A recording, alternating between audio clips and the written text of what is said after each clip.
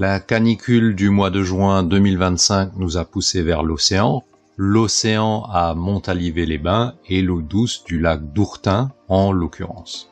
Avant cela, une photo style street photographie prise dans un tunnel menant à la gare Saint-Jean de Bordeaux, la gare que je vous ai déjà présentée dans un épisode qui lui est dédié.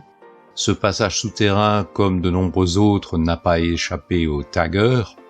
Le flou de bouger des passants est le fruit des circonstances. Je me familiarisais avec le Panasonic Lumix FZ72 en mode semi-automatique. J'ai été attiré par les éclats de couleurs et j'ai noté les passants qui arrivaient. J'ai fait plusieurs photos mais hors mode rafale. L'appareil impose une latence relativement importante entre deux déclenchements successifs. Cette image est la plus intéressante de la série. Au marché de Montalivet, j'ai aperçu ce petit chien. Ayant les photos iconiques d'Elliott Erwitt en tête, je me suis baissé pour prendre une photo du chien et des jambes de son maître.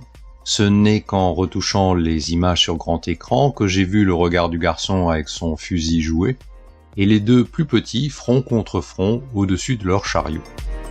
Le format carré et le noir et blanc se sont imposés pour éviter tout élément de distraction. De nombreux points sur la côte sud-ouest de la France évoquent la Californie. Montalivet, ou Monta pour les initiés, en particulier se donne des airs californiens. Ce bâtiment cubique, dont cette face donne sur l'océan, rappelle les villas de là-bas. Pour masquer les constructions plus locales du fond, j'ai opté là encore pour le noir et blanc. N'était l'inscription sur le parapet, on aurait pu croire à la Californie, à une époque que le noir et blanc laisse indéterminé. Montalivet toujours, on ne sait pas si la Vierge qui fait face à l'océan du haut de sa colonne donne sa bénédiction et sa protection aux occupants de la terrasse, ou si elle désapprouve ses plaisirs païens, baissant les bras d'impuissance.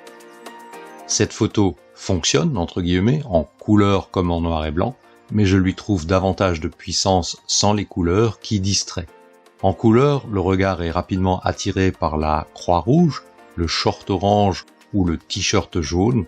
La Vierge est quelque peu moins visible et l'histoire se raconte moins bien. En noir et blanc, c'est plutôt la Vierge que l'on remarque en premier, puis les parasols. L'histoire, mon histoire, se raconte presque d'elle-même. Ce vélo au garde-boue piqué de rouille est l'ami des lignes jaunes au sol. Celle qui marque la bordure du trottoir a vécu les mêmes assauts des embruns et du soleil brûlant. Compagnons d'infortune, ils se remémorent leur jeunesse et leur beauté d'alors. À l'inverse de la photo de la Vierge, celle-ci ne fonctionne qu'en couleur, à mon humble avis. Autre photo qui ne présente de l'intérêt qu'en couleur, cette roue d'un rouge vif surmontée d'un garde-boue bleu pétant et muni de cet antivol jaune canari. J'aime bien l'ombre du rétroviseur qui en dit un peu plus sur l'appartenance de cette roue. C'est une moto moderne qui n'a rien à voir avec celle mise en vedette dans mon épisode Chrome à Monta. Cette photo est un coin cosy mis en scène dans une boutique de l'avenue de l'Océan, toujours à Montalivet. J'aime la cohérence des couleurs et le jeu des innombrables lignes droites qui jouent à se répondre. Le lac d'Ourtin est le plus grand lac naturel d'eau douce intégralement situé en France. Cette photo du port d'Ourtin est typique des photos souvenirs que l'on prend parce que la vue interpelle sur le moment.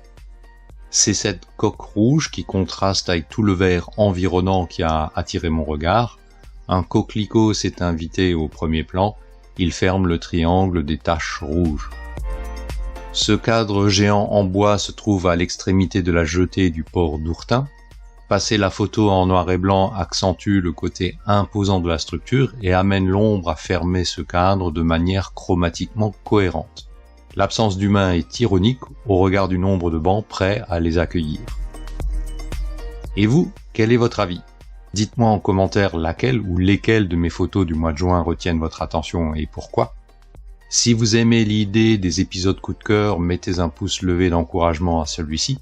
Vous pouvez retrouver la version blog de cette vidéo sous forme d'article avec photo sur mon blog Je me remets à la photo dont j'indique l'adresse dans le descriptif de cette vidéo. Je vous souhaite de faire de belles images et je vous dis à bientôt sur l'un de mes médias.